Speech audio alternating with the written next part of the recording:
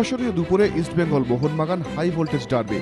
লক্ষ লক্ষ মানুষের উন্মাদনার পারদ ঠিক কোন জায়গায় পৌঁছবে আলাদা করে বলার অপেক্ষা রাখে না।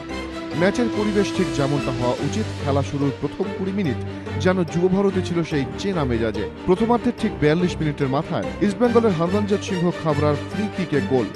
একদিকে যখন লাল হলুদের গ্যালারিতে উৎসবের মেজাজ, ঠিক তখনই খানিকটা ছন্দপতন মোহনবাগান গ্যালারিতে। অভিযোগের মাঝে রেফারি বিষ্ণু চৌহান বাঁশি বাজানোর আগেই তড়িঘড়ি খেলা শুরুর চেষ্টা করেন মোহনবাগান খেলোয়াড়রা, কিন্তু রেফারি বাধা দিতেই তারা প্রতিবাদ করেন। এর মধ্যেই বাগান অধিনায়ক ওডাফার সঙ্গে রেফারির বাদানুবাদ শুরু হয়। এরপরে লাল কার্ড দেখিয়ে বাইরে বের করে দেওয়া হয় ওডাফাকে। ইস্টবেঙ্গলের গোল ঘিরে মোহনবাগান সমর্থকদের মধ্যে যে ক্ষোভ দানা বাঁধছিল, এবার ওডাফার লাল কার্ডের সিদ্ধান্তে তা চরম আকার নেয়। রণক্ষেত্র হয়ে ওঠে গ্যালারি। এরই মাঝে মিডল টিয়ারের দিক থেকে উড়ে আসা ইটের ঘায়ে গুরুতর আহত হন রহিম নবী।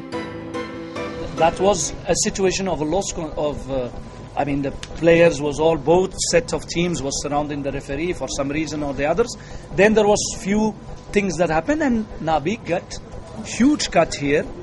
The first priority, in my opinion, is the safety. Okay.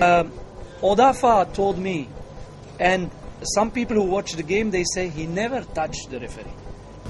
Seen rocks thrown and coins thrown, bricks thrown. I'm saying I thought we got the decisions right today. Oh, I feel sorry for there's 100,000 supporters out there. You know, money's scarce to a lot of these people. Our supporters, Mohanbagan supporters. পরিস্থিতি নিয়ন্ত্রণে আনতে গ্যালারিতে লাঠিচার্জ করে police. বেশ কিছু মোহনবাগান সমর্থক গুরুতর আহত হন বলে অভিযোগ। ইস্টবেঙ্গল সমর্থকদের অভিযোগ, বাগান সমর্থকরা তাদের পতাকা পুড়িয়ে দেন। পুলিশ কিভাবে কন্ট্রোল করেছে সেটা কোয়েশ্চেন মার্ক থাকতে পারে, সেটা আমার ইয়ের বাইরে।